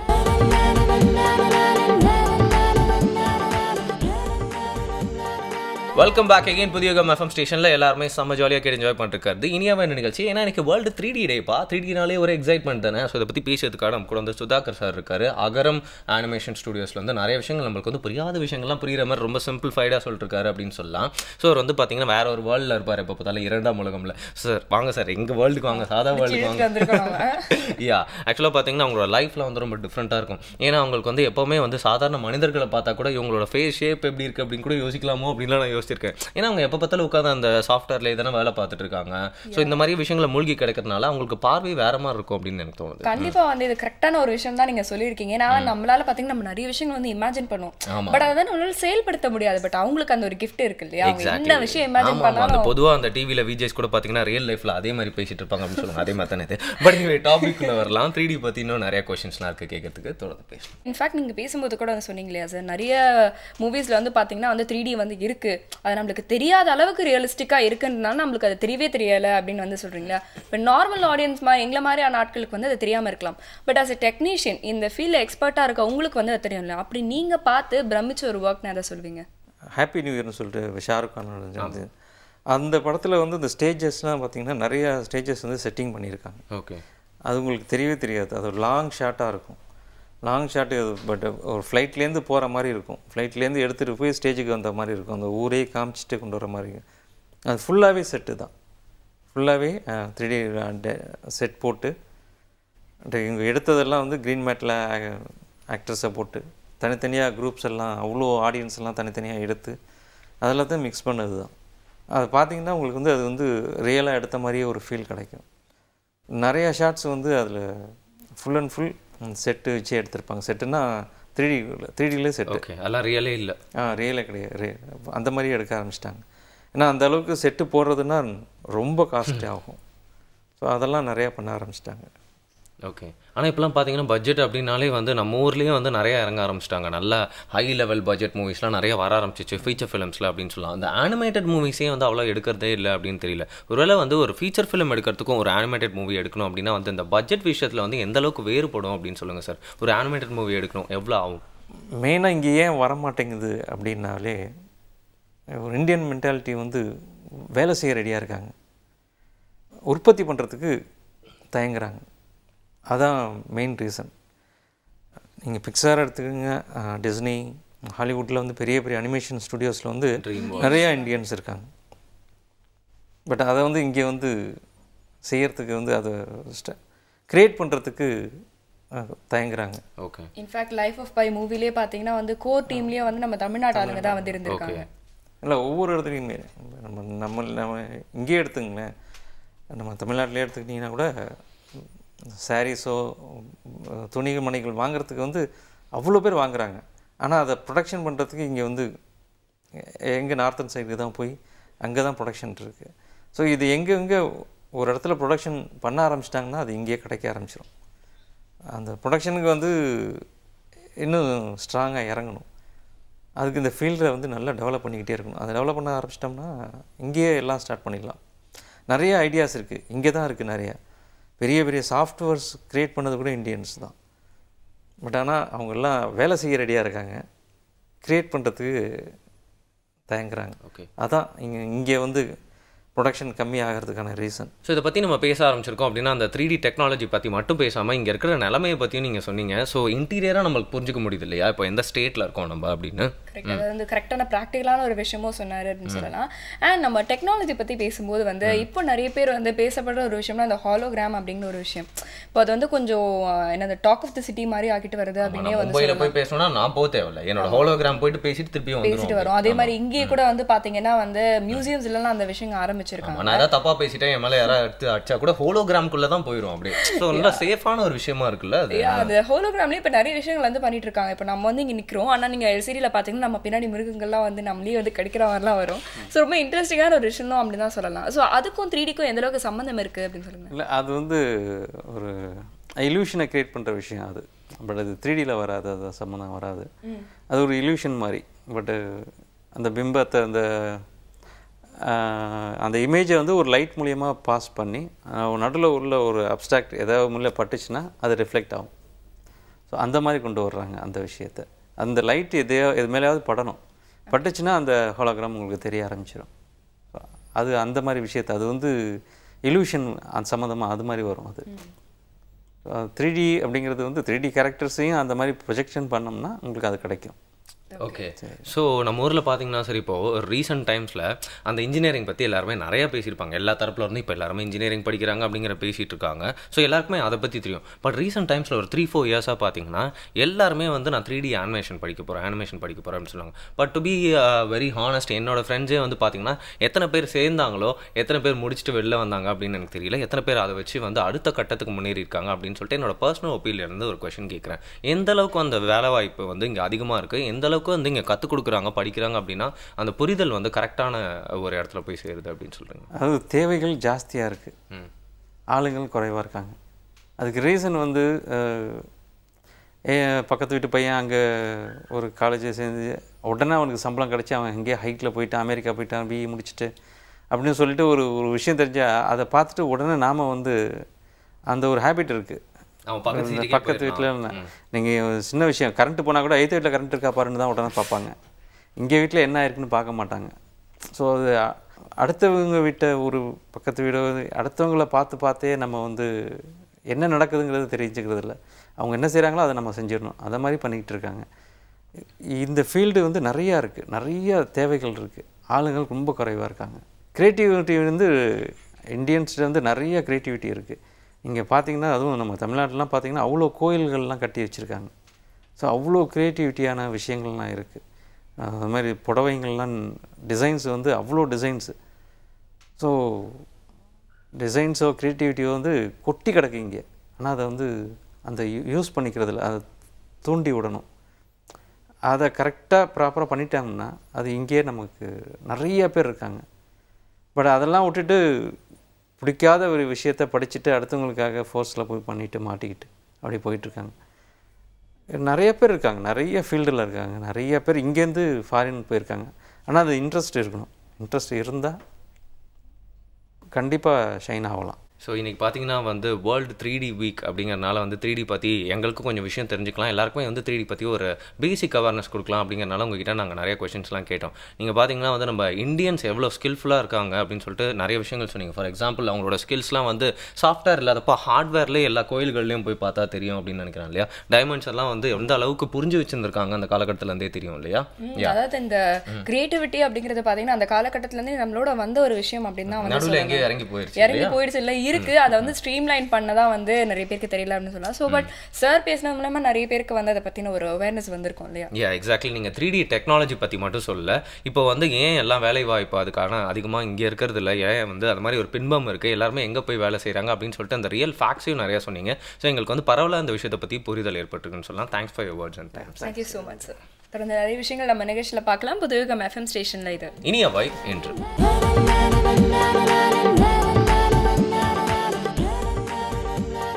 வெல்கம் பேக் புதியுகம் FM ஸ்டேஷனில் இனியாவை இன்று கேட்டுருக்கீங்க. இன்டர்நேஷனல் 3D வீக்கில் வந்து நிறைய விஷயங்கள் நம்ம வந்து புரிஞ்சுக்கிட்டோம் அப்படின்னு வந்து சொல்லலாம்.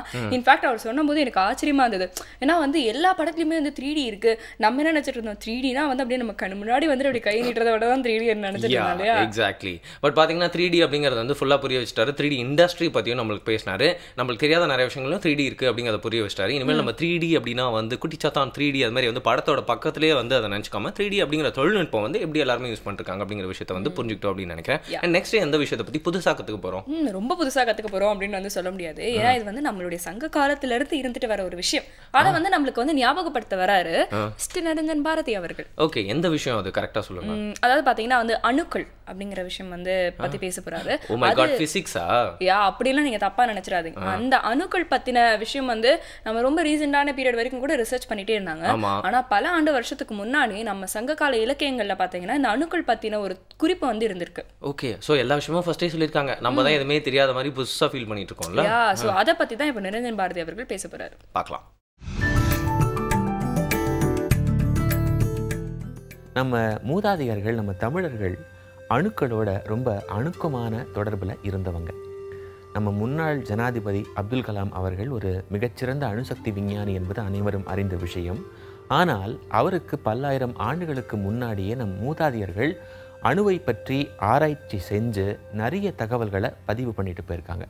அதையெல்லாம் தெரிந்து கொள்வதற்கு முன்னாடி இந்த அணு என்றால் என்ன அப்படிங்கிறத நம்ம முதல்ல தெரிஞ்சுக்கணும். இந்த உலகத்தில் இருக்கக்கூடிய எல்லா உயிர்கள், எல்லா பொருட்கள், இந்த எல்லாவற்றிலும் இருக்கக்கூடியது இந்த அணு தான். இந்த அணு புரோட்டான், எலக்ட்ரான், நியூட்ரான் இவற்றால் ஆனது. இந்த புரோட்டான், எலக்ட்ரான், நியூட்ரான்குள்ள பல உப அணுக்கள் இருக்கிறதா விஞ்ஞானிகள் சொல்கிறாங்க. அது வேறு ஒரு விஷயம், அது ஒரு பக்கம் இருக்கட்டும். இப்போ இந்த உலகத்தில் இருக்கக்கூடிய மனிதன், விலங்கு, பறவை, செடி, கொடி, மரம், இலை, கடல், நிலம் எல்லாவற்றிலுமே நீக்கமர நிறைந்திருப்பது இந்த அணு தான். பிரகலாதனுடைய பாணியில் சொல்லணும் அப்படின்னா, தூணில் இருப்பதும் இந்த அணு தான், துரும்பில் இருப்பதும் இந்த அணு தான். இந்த அணு ஒரு கடவுள் மாதிரி அப்படின்னு கூட நம்ம சொல்லலாம். நம்ம முன்னோர்கள் ஒரு அழகான பழமொழியை நமக்காக விட்டுட்டு போயிருக்காங்க. அது என்னன்னா, அவனன்றி ஓர் அணுவும் அசையாது என்பது தான் அந்த பழமொழி. அணுவை பற்றி இவ்வளவு தகவல்கள் நான் சொன்ன பிற்பாடு அந்த பழமொழி வந்து ஒரு சாதாரண பழமொழி கிடையாது. எவ்வளவு ஆழமான ஒரு பழமொழி அப்படிங்கிறத நீங்களே நினச்சி பார்த்துக்கோங்க. இந்த பழமொழியோட மட்டும் நம்ம முன்னோர்கள் நிற்கலை. அதை தொடர்ந்து நிறைய ஆராய்ச்சிகள், நிறைய தகவல்கள் நமக்காக தந்துட்டு போயிருக்காங்க. கம்ப ராமாயணத்தில் கம்பர் கடவுள் எப்படிப்பட்டவர், அவர் வந்து எங்கே இருக்கார், எப்படி இருப்பார் அப்படிங்கிற பல தகவல்களை ஒரு பாட்டில் சொல்கிறாரு. அந்த பாட்டில் சொல்லும்போது அபாரமான 2 வரிகளை கம்பர் எழுதுகிறாரு. அந்த பாடல் என்ன அப்படிங்கிறத நீங்கள் இப்போது திரையில் பாருங்கள். சாணிலும் உளன் ஓர் தன்மை அணுவினை சத கூறிட்ட கோணிலும் உளன். இதுதான் அந்த கம்பர் எழுதிய பாடல். கடவுள் எங்கே இருக்காராம் தெரியுமா? சாணிலையும் இருக்காராம். அது மட்டும் கிடையாது, ஒரு அணுவை எடுத்து அதை 100 கூறுகளாக பிளந்து நாம் போட்டால் கூட அந்த ஒவ்வொரு கூறுக்குள்ளேயும் கடவுள் இருக்காராம். ஒரு அணுவை 100 கூறுகளாக பிறந்தால் அதற்கு கோன் என்றும் கம்பர் வந்து பெயர் சூட்டுகின்றார். ஒரு அணுவை பிளக்க முடியும் என்கின்ற ஒரு கோட்பாட்டை வந்து 20ஆம் நூற்றாண்டில் தான் ஏர்னஸ்ட் ரதர்ஃபோர்ட் அப்படிங்கிற ஒரு மேற்கத்திய விஞ்ஞானி இந்த உலகத்துக்கு சொன்னார். ஆனால் அவருக்கு பல ஆயிரம் வருடங்களுக்கு முன்பு வாழ்ந்த கம்பர் இதே உண்மையை ரொம்ப சர்வ சாதாரணமாக தன்னுடைய பாட்டில் சொல்லிட்டு போயிட்டாரு. நம்ம கவி சக்கரவர்த்தி தானே, அதில் எந்தவித மாற்று கருத்தும் யாருக்குமே இருக்க முடியாது. நம்ம கம்பர் மட்டும் கிடையாது, நம்ம ஔவையார் கூட இதே மாதிரியான ஒரு கருத்தை தன்னுடைய ஒரு பாடலில் வலியுறுத்தி இருக்காங்க. ஔவையார் திருவள்ளுவ மாலை அப்படிங்கிற ஒரு நூலை எழுதியிருக்காங்க. இந்த நூல் திருவள்ளுவரை புகழ்ந்து ஔவையார் எழுதிய ஒரு நூல். அந்த நூலில் திருக்குறள் எப்படிப்பட்டது, அது எப்பேற்பட்ட சக்தி வாய்ந்தது அப்படிங்கிற ஒரு கருத்தை ஔவையார் சொல்கிறாங்க. அதற்கு அணுவை பற்றிய ஒரு செய்தியை ஔவையார் பதிவு செய்கிறாங்க.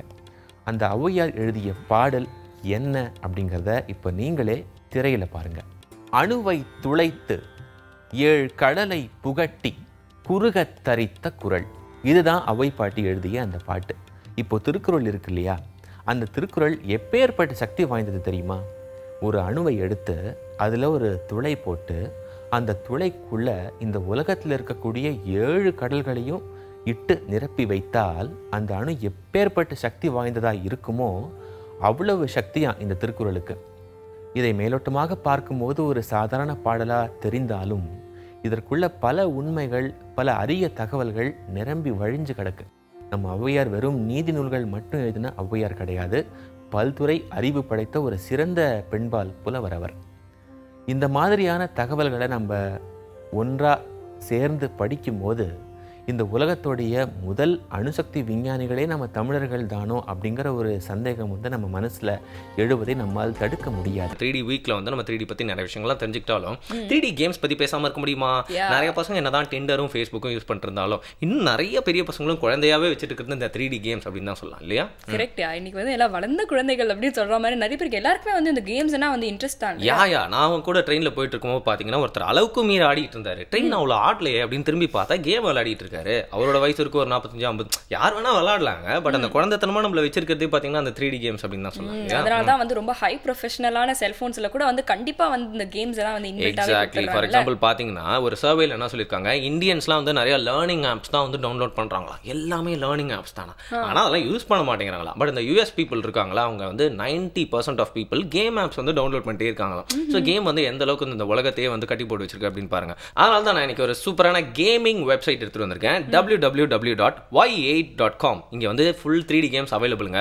நீங்க போயிட்டு ரகரகமா எடுத்துக்கலாம். ஆக்ஷன், அட்வென்ச்சர், அப்புறம் ஓடிட்டே இருக்கிறது, உங்களுக்கு பின்னாடி குரங்குங்களா துரத்திட்டே இருக்கிறது, அந்த மாதிரி நிறைய கேம்ஸ்லாம் அதில் இருக்கு. பார்த்தீங்கன்னா வந்து 50,000க்கும் மேல ஆன்லைன் கேம்ஸ் கூட இதில் இருக்கு. தெரியுமா? வரும். நீங்க ஒரு விளையாட்டு பிள்ளை அப்படிங்கறத வந்து ப்ரூவ் பண்ணிட்டீங்க. அதை ஃபோனை பார்த்தா தெரியும் நான் உங்களுக்கு எவ்வளவு கேம்ஸ் டவுன்லோட் பண்ணி வச்சிருக்கேன் அப்படின்னு சொல்லிட்டு. பட் பாத்தீங்கன்னா இதுல வந்து இன்னொரு விஷயம் கூட, இந்த ஃபிளாஷ் இதெல்லாம் வந்து சாஃப்ட்வேர் சௌமியா, இந்த ஃபிளாஷ் கேம்ஸ் சொல்லுவாங்க. அப்புறம் யூனிட்டி 3D, HTML5, அப்புறம் நம்ம ஆண்ட்ராய்ட் ஃபோன் தான் எல்லாருமே பரவாயில்ல யூஸ் பண்றாங்கல்ல, அதில் ஜாவா ஃபார்மேட், அதுக்கப்புறம் ஷாக் வேவ், எல்லா ஃபார்மேட்லயும் இதுல கேம்ஸ்லாம் இருக்கு. ஓகே. ஸோ இன்னைக்கு வந்து கேம் லவர்ஸ்ன்னு வந்து எல்லாருமே வந்து சொல்லலாம் இல்லையா?